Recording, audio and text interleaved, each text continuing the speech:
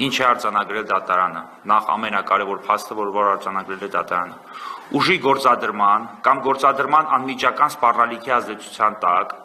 որևէ փաստաթղթի ստորագրումն ինքնին որևէ իրավական ուժով օժտված լինել չի կարող եւ առ ոչինչ է ստորագրման պահից, ինչը բխում է ինչպես ներպետական, այնպես էլ միջազգային իրավունքի հանրային սկզբունքներից։ Առաջին կարևոր հանգամանքը, որ դատարանն արձանագրել է, որ նշված հրամանագիրը կայացվել է ուժի գործադրման կամ գործադրման անմիջական սպառնալիքի ազդեցության ներքո։ Երկրորդ, ուստի անգամ հրամանագրի ընդունման փաստի իրականությանը չհամապատասխանելու դեպքում դատարանը ողջամիտ չի համարում հայցորին դրանով վնաս պատճառելը։ Դատարանը վերահաստատելով վերոգրյալով արդեն իսկ արտահայտված իրավական դիրքորոշումը ավելորդ չի համարում հավելել,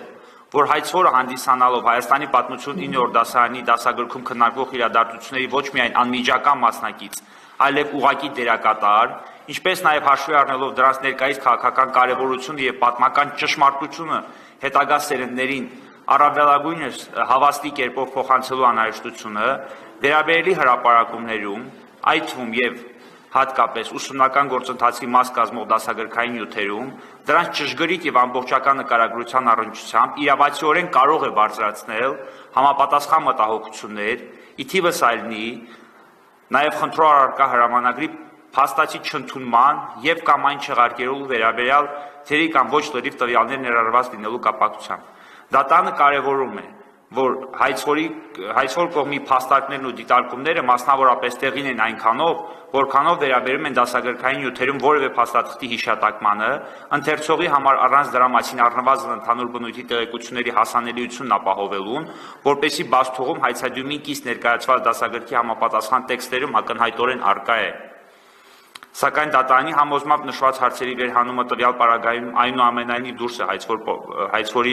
պատվի եւ արժանապատվության քաղաքացիական պաշտպանության տիրույթից։ Ուրեմն փորձեմ բացատրել ինչ է նկատի ունեցել դատարանը նշված դիրքորոշումը իր վճռի մեջ արտացոլելով։ Դատարանը նախ եւ առաջ արձանագրել է անվերապահորեն արձանագրել է, որ նշված հրամանագիրը կայացվել է ուժի կամ ուժի գործադրման սպառնալիքի ազդեցության տակ։ Սա մեկ, սա ֆիքսենք եւ անցնենք առաջ։ Երկրորդ, դատարանը հստակ արձանագրել է, որ հայցորի պատիվն ու արժանապատվությունը չնայած նշվածով չի արատավորվում, այնուամենայնիվ պատմության դասագրքում գտած տեղեկությունները ոչ ամբողջական են։ Սա եւս արձանագրվել է դատարանի կողմից, ընդ որում դատարանը հիմք է ընդունել հայցադյումին կից ներկայացված փաստաթղթերը եւ նշել, որ հայցորի մտահոգությունները տեղին են ու իրավաչափ։ Այսպես ասած, դատարանը կրթության նախարարության ուշադրությունն է հրավիրել այս հանգամանքների վրա եւ կարելի է ասած առաջարկել է տեղեկությունների ամբողջական ներմուծում դասագրքի մեջ, որովհետեւ դատարանը հստակ արձանագրում է, որ տեղեկությունները ամբողջական չեն արտացոլված նշված դասագրքում։ Երրորդ, դատարանն արձանագրել է հենց արդեն մենք ունենք իրավական ակտ, ընդ որում Հայաստանի ոչ թե իրավական, այլ դատական ակտ, ընդ որում Հայաստանի արտադատությունն իրականացնող մարմնի կողմից կայացված, դատարանի կողմից կայացված, որով հաստատվում է, որ Արցախի նախագահի կողմից, այսպես ասած, կայացված Արցախը լուծարելու վերաբերյալ հրամանագիրը առ ոչինչ է։ Սա դատարանը հստակ արձանագրել է, որ նման հրամանագիրը առ ոչինչ է, այսինքն անվավեր է հենց կայացման պահից։ Ընդ որում դատարանը հողում է կատարել եւ ներպետական եւ միջազգային իրավական ակտերի։ Եվ այսպես ասած հասել ենք արդարության թե ոչ հարցին պատասխանելով կարելի է արձանագրել, որ որոշակիորեն մենք արդարության հասել ենք, որովհետեւ դատարանն արձանագրում է նախ հրամանագրով տեղ գտած տեղեկությունների իրականությանը ոչ լրիվ համապատասխանելու վերաբերյալ հանգամանքը, հստակ նշում կատարում, որ այդ տեղեկությունները պետք է համալրվեն, ինչը արձանագրում է հայցադյումին կից ներկայացված փաստաթղթերով։ Երրորդ, դատարանն արձանագրում է, որ նման հրամանագիր առ ոչինչ է,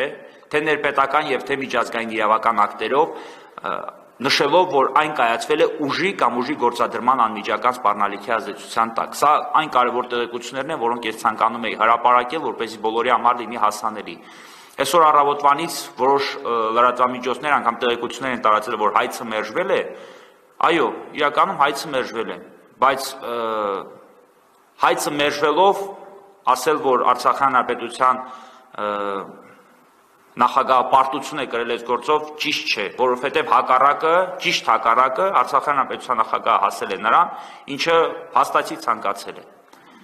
Այսինքն մենք հասել ենք նրան, որ նշված հրամանագիրը դատական ակտով համարվել է առոչինչ։ Մենք հասել ենք նրան, որ դատական ակտով արձանագրվել է տեղեկությունների ոչ ամբողջական եւ ճշգրիտ լինելը։ Ուստի ես լրատվամիջոցներին խնդրում եւ այսպես ասած հորդորում եմ տարածել այն տեղեկությունը, որ քիչ առաջ ես հրապարակեցի։ Նաեւ հետագա սերունդների համար ես լրատվամիջոցների տարածումը շատ կարեւոր եմ համարում եւ կարծում եմ, որ դրանք էապես ազդելու են հետագա սերնդի մոտ հայոց պատմության վերաբերյալ ճշգրիտ տեղեկություններ արտացոլելու հարցում։